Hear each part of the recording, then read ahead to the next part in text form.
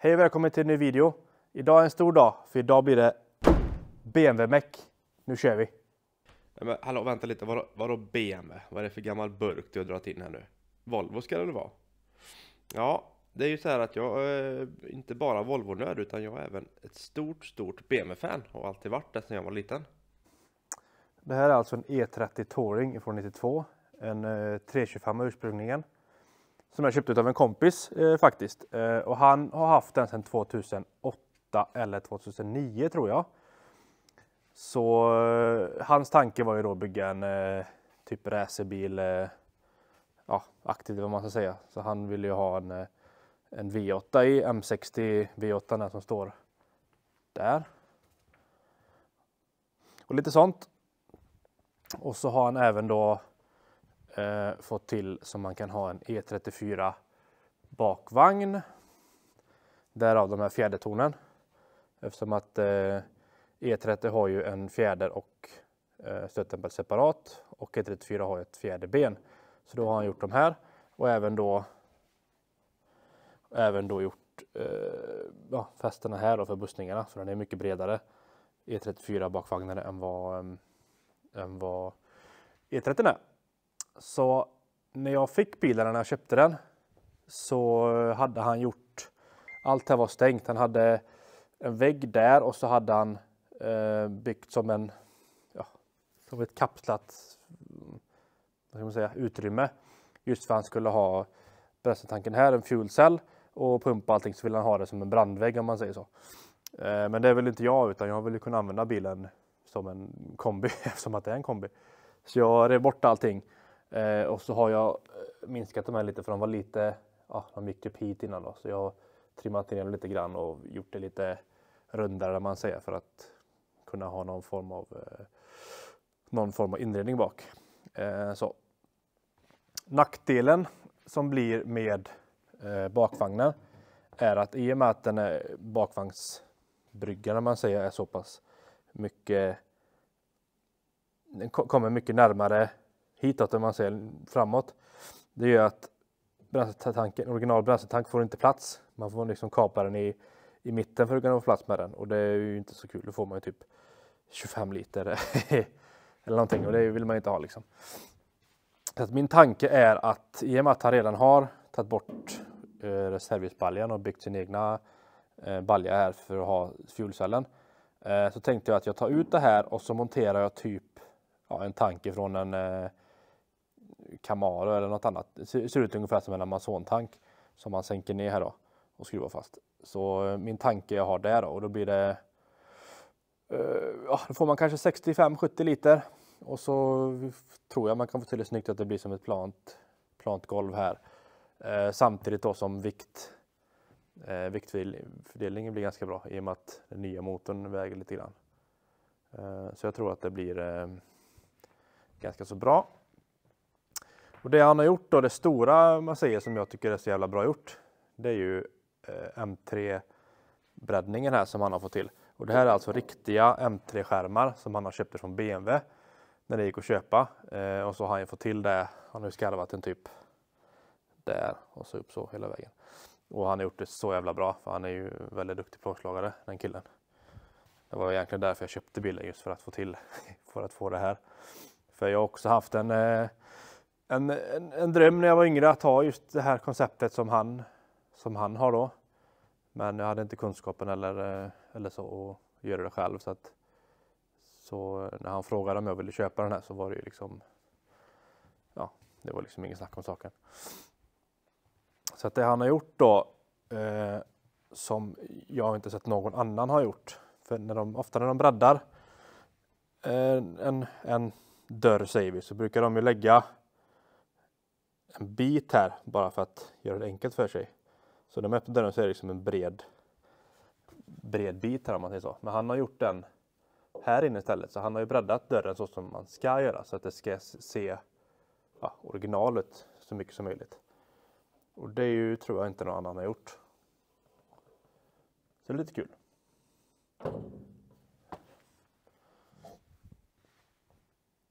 Så där är det taklucka och lite sånt.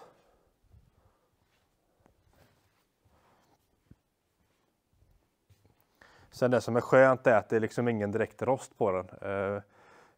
Det som var har han lagat. Visst, han har gjort det kanske lite hophafsigt här så med lappat upp det så lite underredsmassa så, men det gör inte mig så mycket för det ska ju bli en bil som jag ska använda så att jag behöver inte vara 100% original med skarvar och sånt där. Så att här har vi börjat slipa lite grann. Mattias har hjälpt mig med att slipa bort allt sånt här. Allt shit och allt sånt där göjs som man inte vill ha.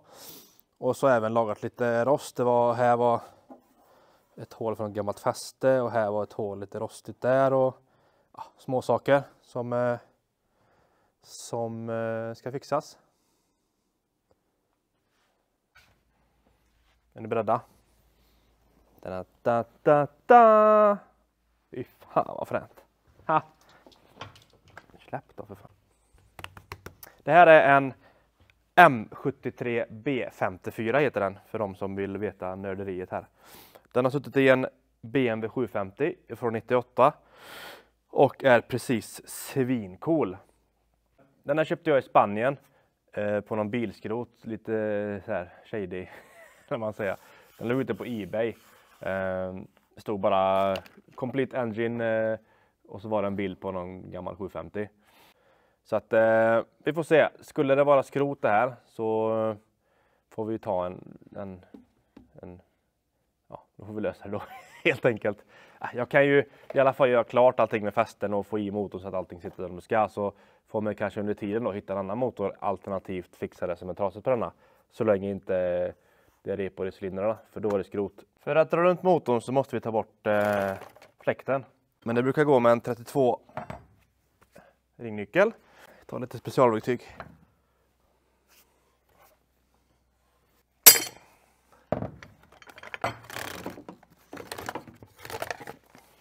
Haha. Rem. Den skrotar vi. Aha.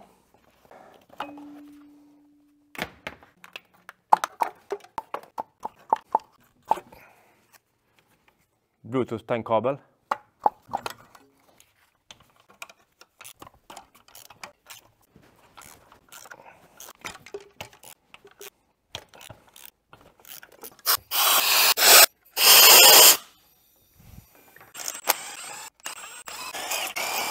Här har vi stiften. På ena banken. Helt nya. Andra sidan däremot. Där kan den fan ha gått i alla fall.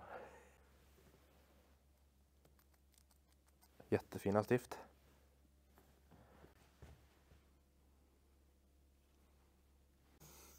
Jag har en så lång pip som möjligt så jag med 100% säkerhet missar cylinderväggarna. Miss.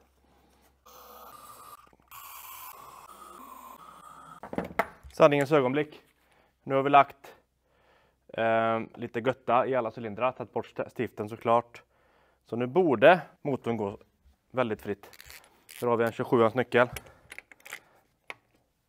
Vad tror ni?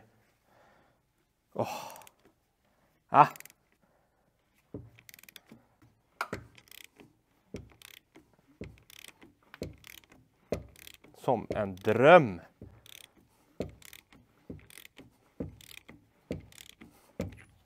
Yes. Då vet jag att den går runt i alla fall, vilket är asskönt. Nu vill jag se hur cylindrarna ser ut här inne, om man kan tyda någonting. Till det ska vi ha hjälp av min handy svindyra mackapär här. Parkside. En sån liten kamera som man kan köra upp. Frågan är om detta är, ska vi se. Där ser man. Ser ni det? Frågan är om det är repor eller om det är för att jag sprutar in rost, den LM40 som är multipurpose tjofräs som har gjort att jag släppt lite sot från kolvarna som har gjort att det har dratt upp och ner lite i cylindern. Ska se nästa här.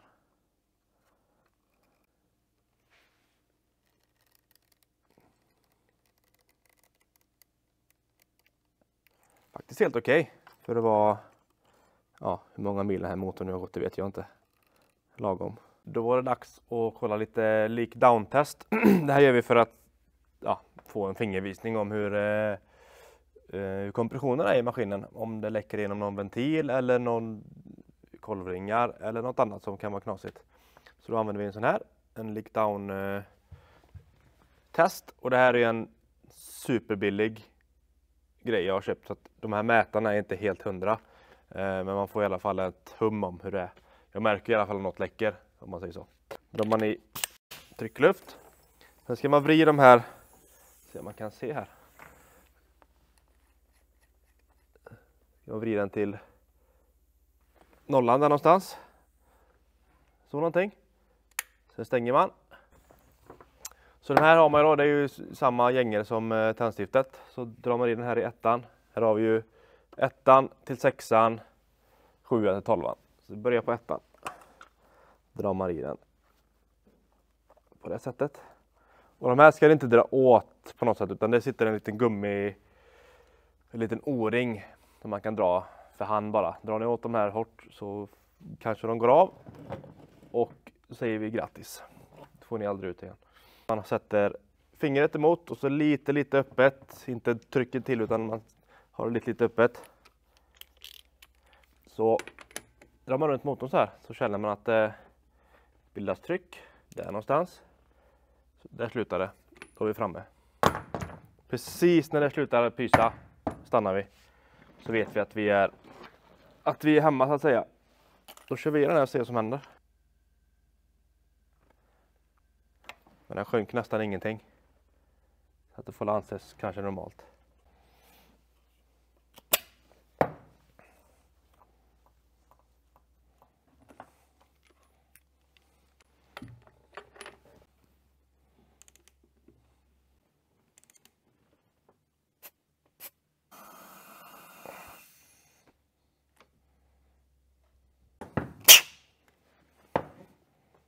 Jag tog bort all kringutrustning för att kunna måla upp det och fräscha till det och snygga till det så att den ser så fin och fräsch ut som möjligt, motorn.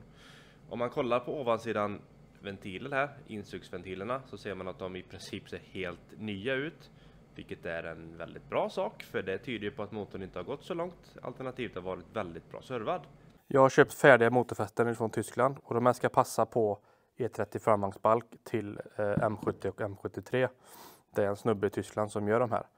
Så ja, de ska ju passa i princip bolt-on. Det kommer ju vara självklart 1000 grejer som går fel, men spara mycket tid på att använda de här. Det här är distansen som man lägger under framvagnen. Eller mellan karossen och framvagnsbalken.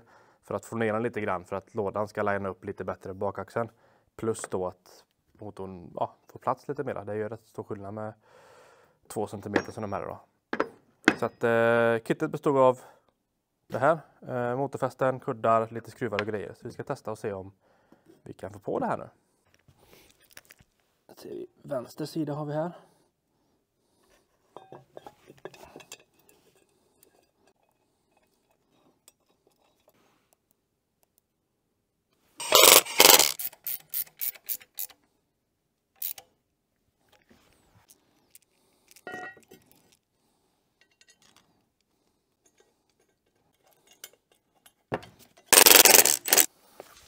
Här står det till och med V12, så man inte glömmer att man har världens fränaste motor. Lyftögler.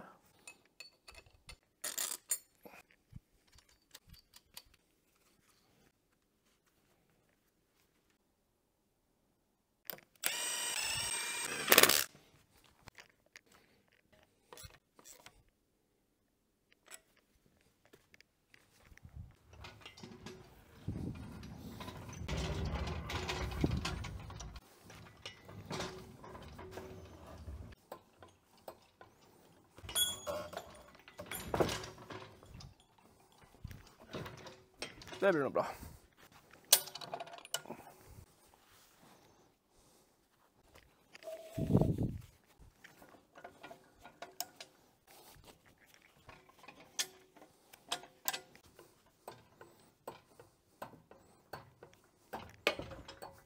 Som en dröm. då ska vi se här. Motorkudde. Skruvar. Det finns 3 olika positioner här. Som man kan ha motorn då. Jag testar att lägga den i mitten så får vi se vad som händer.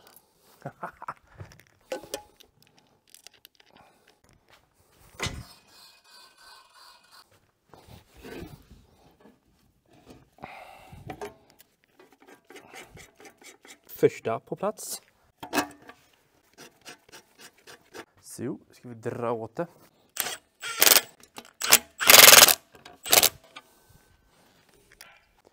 Sanningens ögonblick.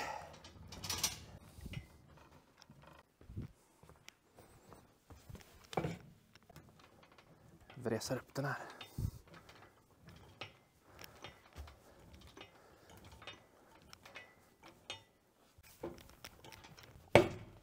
Där någonstans. Försiktigt. Ja. Det är ett håll, rätt håll. Ja, men det känns som att det är rätt. Så.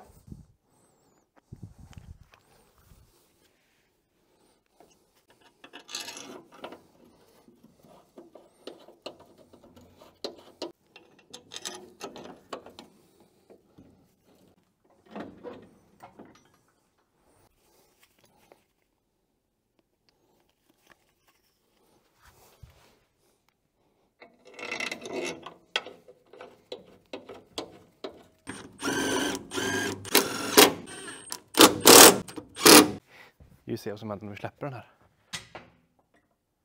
Whoops, inte så bra. Vi får ha en liten domkraft där tror jag.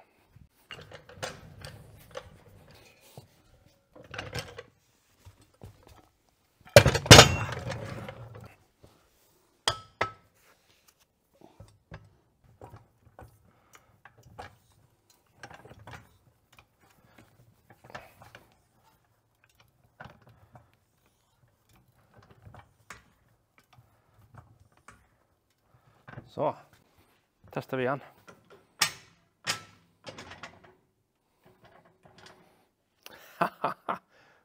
Fan vad fränt.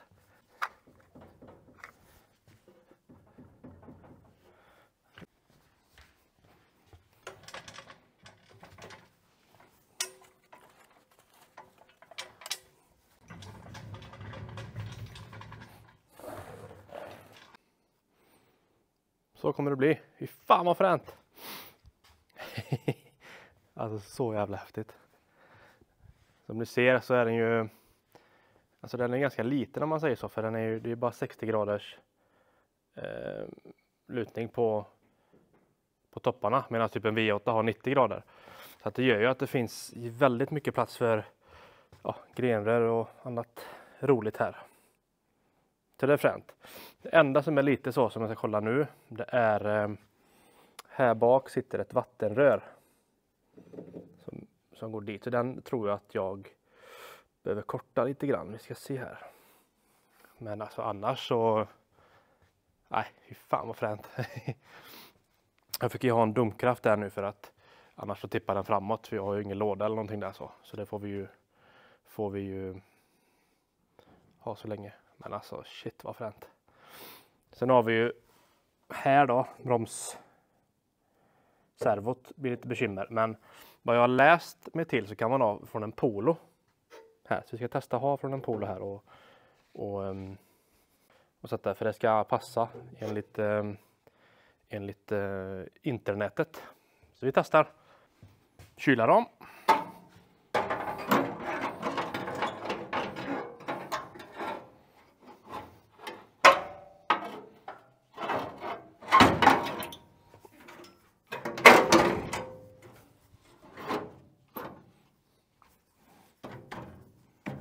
Den hade inte världens bästa passform.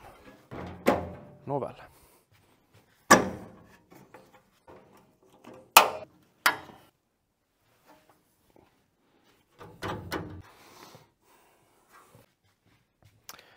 Då har vi fått dit kylarramen och testat den lite grann. Ser så den passar och ser så motorn fortfarande ser ut att höra hemma där.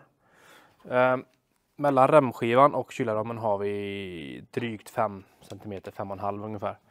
Så frågan är ju om man ska ha för kyl där, om man ska ha något tunt kyl, om det finns, eller om man får modifiera lite grann där. Det tror jag går att lösa. Så. En sak som inte går att lösa dock, det är att den här kylarbalkenramen, vad man nu kallar det, den både passar och ser ut som en påse skridskor. Den är så dålig passform. Och om man kollar här, pressningarna och allting det ser skrynkligt ut liksom. Det är inte snyggt. Och sen är det var svårt att få dit. Och sen här ska det vara diktan mot rambalken och här är det kanske 1 centimeter mellanrum. Här ska det vara diktan och här är ju mellanrum. Så att den är sned liksom åt alla håll och kanter och nej, den passar inte helt enkelt. Så jag tänker inte ens överväga att montera den här och försöka få till huv och grejer, så att det kommer inte bli bra. Så jag ska försöka leta rätt på en original. Och jag hoppas att det finns någon kvar på hyllan i Tyskland eller någonting. Hos någon BMW-handlare. Vi ska se, vi ska forska lite i det.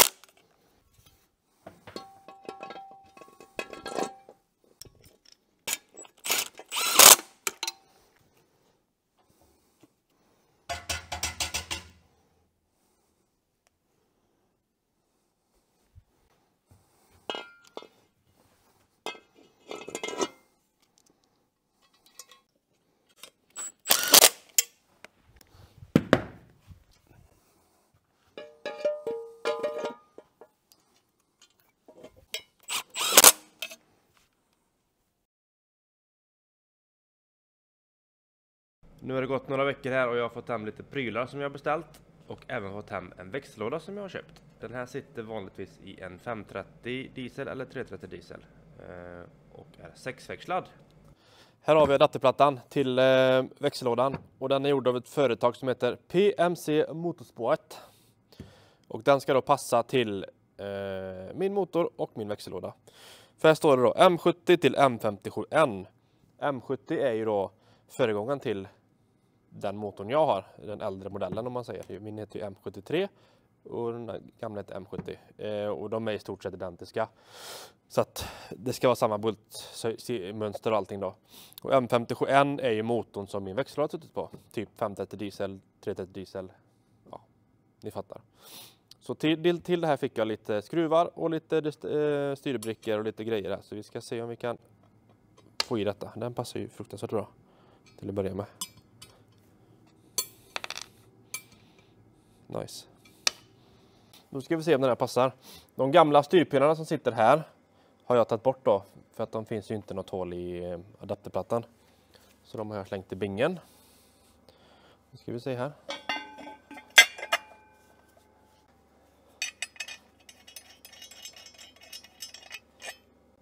Nej, det var mindre skruv där.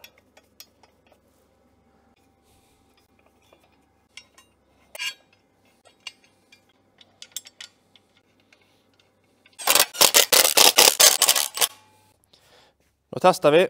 Och så glömmer ni nog inte att lyfta med ryggen, pajka.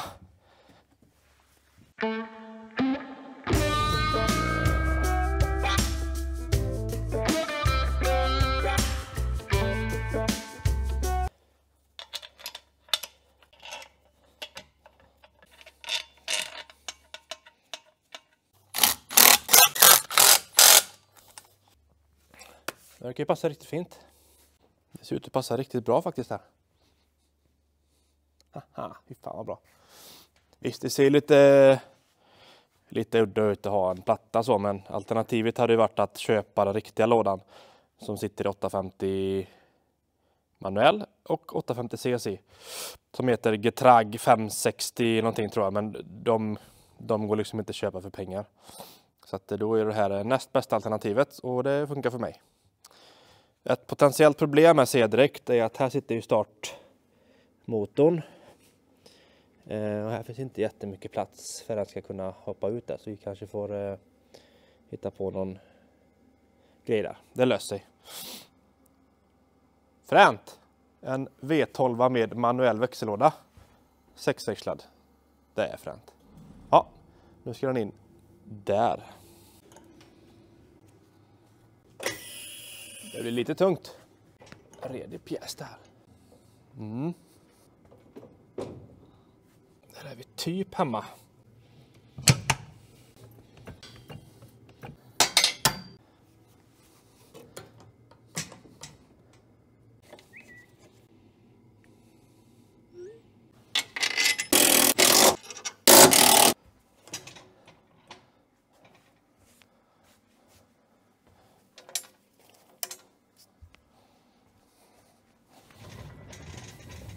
Så, det var motor och växellåda på plats. Och det passar faktiskt förvånansvärt bra. Även med lådan på. Här bak är ju, som det var innan då, väldigt tight. Jag har ju möjligheten att flytta, ska jag se här. Jag har ju möjligheten att flytta fram motorn ett steg till så den kommer lite längre fram. Och då blir det lite mer utrymme där bak, men då får jag mindre utrymme här fram vid kylet och det. Så det får vi se hur vi ska lösa det. Sen ett till potentiellt problem här då, som jag upptäckte i och med att lådan var så pass lång.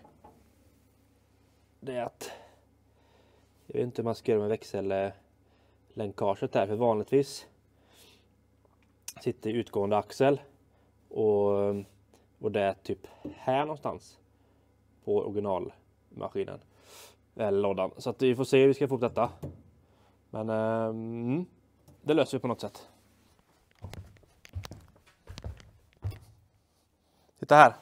Det här är en BMW original kylarbalk som jag hittade från min lokala BMW-återförsäljare.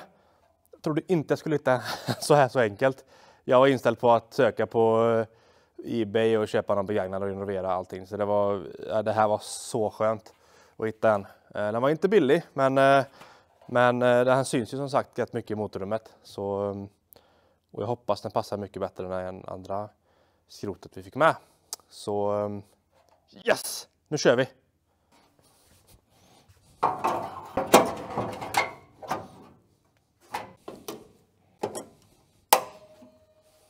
Värt att nämna är också att detta är från en tidigare generation och det fanns bara den att beställa, så att då fick det bli en sån. Titta där. 4 000 kronor lättare, men ja, det är det värt. För den här passar liksom, se här, passar precis här. Passar riktigt gott där allting, så att det var rätt val tror jag att köpa den här. Och man ser även här att allt det här är mycket fräschare än vad den gamla var. Så det är kul. Som sagt, det som skiljer de här mot den som egentligen ska vara där. Främst då är ju här en liten ögla som inte ska vara där. Och sen är det de här då, boxeringsöglorna, man ska säga, krokar. Så de kan man kapa bort då om man vill ha kvar den, spelar ingen roll. Men det är egentligen det som skiljer dem åt mest då. Här uppe ser det ganska likt ut.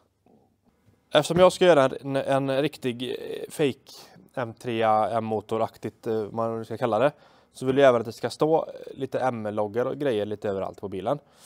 Så som en riktig M-bil har. V12 fanns ju aldrig som en riktig M-bil, utan det närmaste som man kom var ju 850 CSI, som jag anser då egentligen är en M8. Men även den hade ju inristat BMW här bara, eller fjutet BMW här och inte BMW M-Power som alla andra äldre M-bilar har. Jag tycker det är väldigt snyggt tillsammans med svarta insug så att man kan efterlikna det. Så att jag har faktiskt fräst bort det här och se om man kan få till så att det ska se ut som att det ska vara det från början då. Så jag har beställt från ett företag som heter Ståldirekt som har hjälpt oss mycket innan med utskurning utav plåtbitar och allt möjligt. Och de har en väldigt enkel hemsida där man kan rita in vad man vill skriva ut i plåt och plast och aluminium och allt möjligt. Så skickar de det till dig jättefort. Så då har vi skrivit ut här då BMW M-Power. Vi ska se här om man kan.